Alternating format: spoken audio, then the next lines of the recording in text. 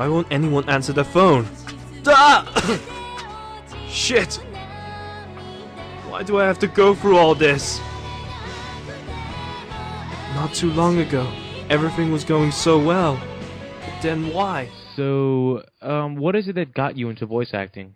Well, it was just I used to do a lot of voiceovers for school projects, and once I didn't want to do any manga coloring because I used to do manga coloring on my channel, I wanted to do more bigger projects like voice acting.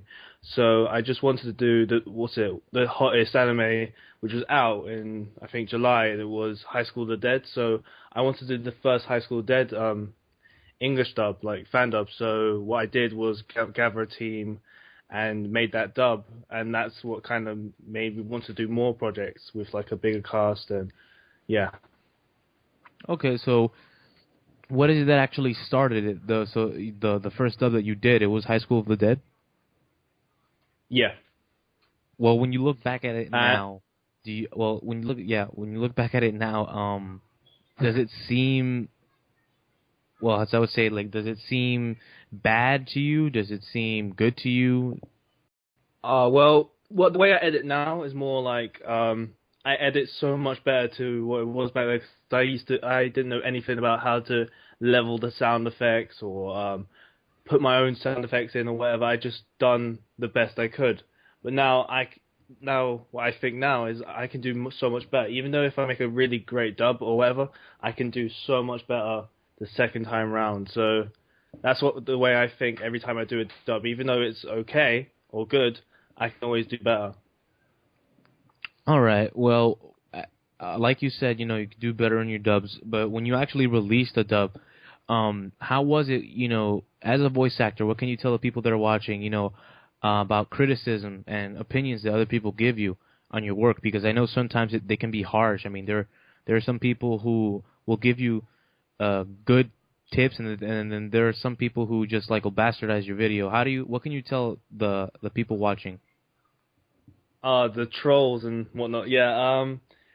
To deal with that is like you should only take the criticism from not necessarily real voice actors, but people who are in the kind of field. Like if they said, "Oh, if you want to do that character, do this kind of voice," and if you like, you can kind of get anime fans who want their kind of thing, but it's like with fan dubbing, you're creating your own voice. You're doing it because it's fun and stuff. You don't really need to do it from the English dub or whatever. You're doing it because it's just like you want to do it because it's fun. And if you have that kind of character, if you have that kind of acting ability, then you could be that voice actor. But people just don't get that. They just want to see, oh, I want to see a dub, so let me just go on the internet and find a fan dub. Oh, it's not that good.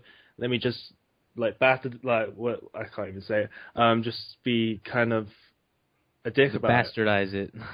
Bastardizing. That is the word I was looking for. But yeah, it's just it's just like you just have to kind of consider that like they just want to see something, and maybe your acting you didn't deliver it, and then next time you have to kind of bring it. So yeah. All right. Well, for voice acting, actually, what equipment do you use? What programs do you use? I use a AT2020 condenser microphone with tons of attachments like a pop filter, a reflection filter, a stand. But in the end up, like I didn't really need to buy all that stuff. I just bought it because I need the best quality. And I use Sony Vegas, and that's pretty much it. I use Sony Vegas, and for recording, I use Audacity as well. And so I use those two programs like together to make my dubs. Yeah, well, for the people who actually haven't been around for as long as I have, or as long as Lord Kravos has, or you, they're actually new people who go into voice acting. They've probably been around maybe for a week or a month or so. What can you give them? Any tips you can give them to improve their voices or their voiceover work in general? If you have a rubbish mic, then that's going to make you a bad voice actor. Like, I know that's a weird thing. You can be like, oh, what's it called? I don't need the best mic or something like that, but at least have a decent mic because then you'll feel better about yourself. You'll feel better about your recording. So, oh, that's so clear. Wait, I can pick up that I'm not doing that or I'm not doing this because when I got my old mic and I was like, oh, that's a good recording. When I was comparing it to my new mic and my old recordings, I was like, what the hell was I doing? Like, there was no emotion, this thing, and the good mics picked that up. So that makes you think, oh yeah, I need to kind of change that, and that makes you kind of a better voice actor. All right, all right. Well, for the people who aren't, who haven't started voice acting, there are some who maybe are afraid of voice acting, or they don't know how to get started, or they don't know what they need. What can you give them? What can you tell them? Well, you just have to have a kind of game plan, if that makes sense. Like, when I started out, I was like, oh my god, I want to dub this.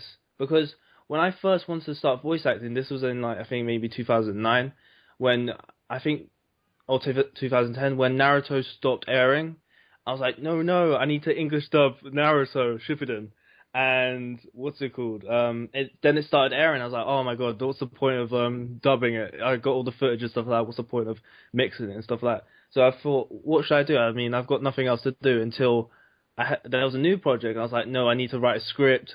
I need to have all the footage ready. So with voice acting is you have to be prepared, because I know a lot of voice actors who are like so full of themselves and they're like, oh, I'm going to do all these projects, and they don't do them because they're not planned or they're not ready enough to pull it off.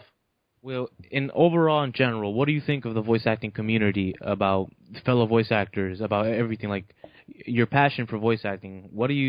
How can you explain it to the people who are watching? Well, I always like to work with people with ideas and stuff like that. And YouTube, like, some people are just like, I want to do a fan dub with you, but I don't know what to do. And I don't really like those people. I like people who have constant ideas, like, oh, I want to do this scene from Naruto. No, I want to do this scene from some anime I've never heard of. So, yeah, I like people with ideas, and, like, I don't like, what's it called, working with people who are just like, just like, oh, I just want to do this because I want to have subscribers and stuff like that. You just, like, you do it because it's fun. And, like, some people on YouTube are just not fun, but then those are just, like, a small minority. You have tons of people who are awesome, like you yourself, and, like, you get to meet so much people that, like the same things, and that's what makes it, you connect so much better, and makes your acting and your kind of production so much better if you have more friends backing you with your voiceovers and your editing. Honestly, first of all, thank you for what you said, and thank you for your time, because honestly, you've been a really great person to talk to, so thank you.